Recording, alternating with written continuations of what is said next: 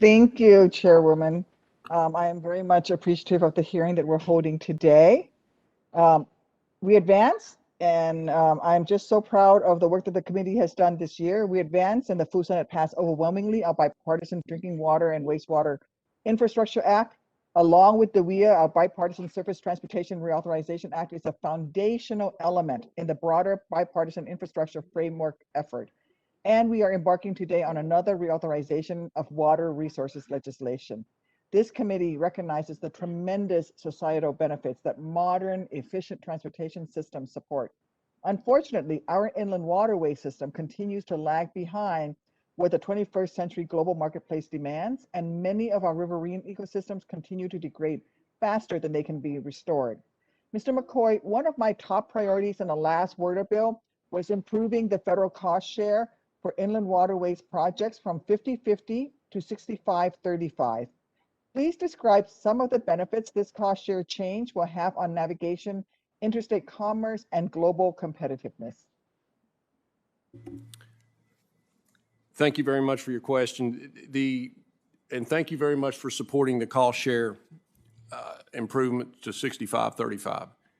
It's created jobs on the construction on the front end of these priority projects that have been congressionally authorized, and on throughout construction. And then at the completion of construction, it has created a more efficient system that's allowed each of the states or the companies that locate and ship product by river to do so in a competitive manner, not only for United States consumption, but for the world market.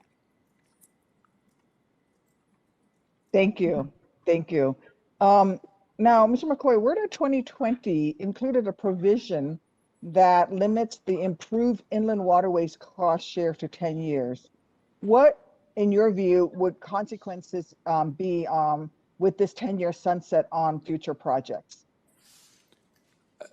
Should the system revert back to the 50-50 cost share, you're going to see a slowing of the new construction or the authorized spending on the 15 priority projects, and revert back to a system that is inefficient, and that federal dollars for the construction will increase as time it takes to build the projects.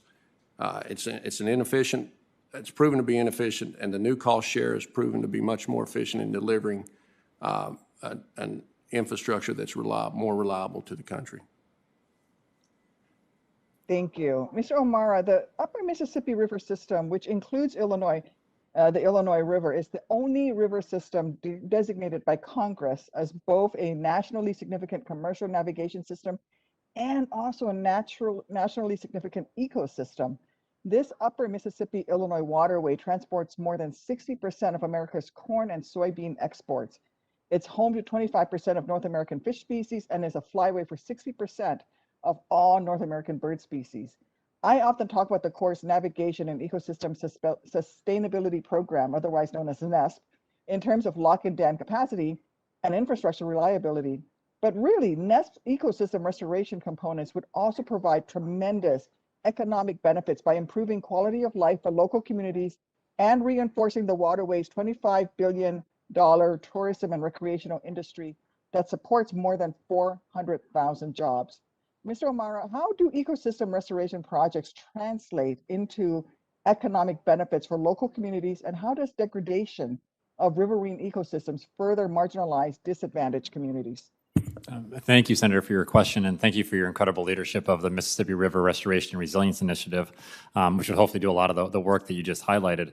The economic benefits are huge, and I can talk blue in the face about the flyways and duck hunting and all kinds of things in your neck of the woods, but at the end of the day, restoration means jobs, and every $1 million we spend on restoration can create up to 30 jobs.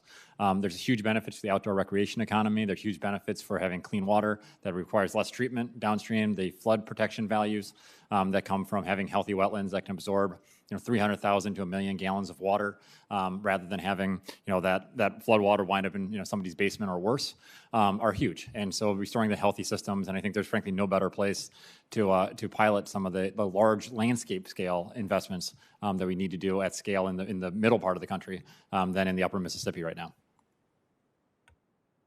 Thank you, Mr. O'Mara. I yield back, Chairman. Thank you. Senator Kramer. Thank you.